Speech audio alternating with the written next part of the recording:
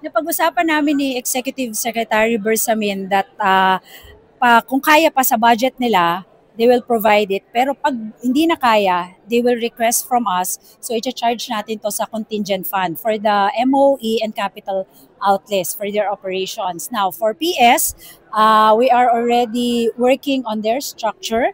May executive director, and then yung tatlo, and then syempre may tao sa baba. We will create the positions accordingly. I'm just waiting for the announcement of the executive director. Upuan namin, may draft na ako, I have several options already. And then pag na-create na natin yung positions, we'll charge it dun sa ating MPBF. So ma'am, wala na pong budget for flood control next year.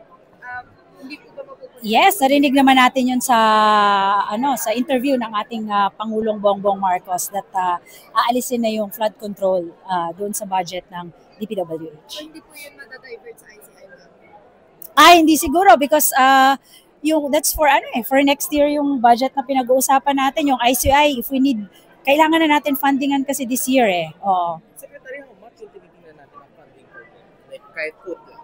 Wala pa Oo. So siguro, what I have dun sa PS, mga 100, no? Yung mga, dun, based on what my, I prepared, parang 100 million for PS. For MOE and capital outlays, wala pa. Because I need to wait for the, at least the executive director. PS means? Personnel services, yung mga tao. Oo. Tapos in-announce po kanina na may increase din sa mga GOCCs. 2021 pa yung last na increase. Gano'n po ba ka-important ito sa mga GOCC personnel natin? Malaki, no? Kasi matagal na yung request nila for their increase ng salaries. As you well know, no, yung sa national government, nag-increase na po tayo last year. Actually, next year, third tranche na tayo for national government agencies. Sila, wala pa. So, I think it came as a surprise.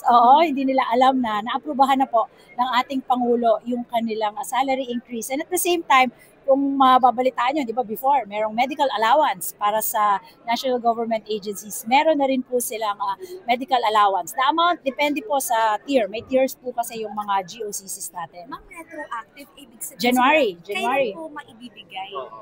Ayan, may sarili naman silang money. Siguro paglabas nung, I think there's an executive order for signature. Paglabas nun, pwede na nilang computein yun and then they can provide.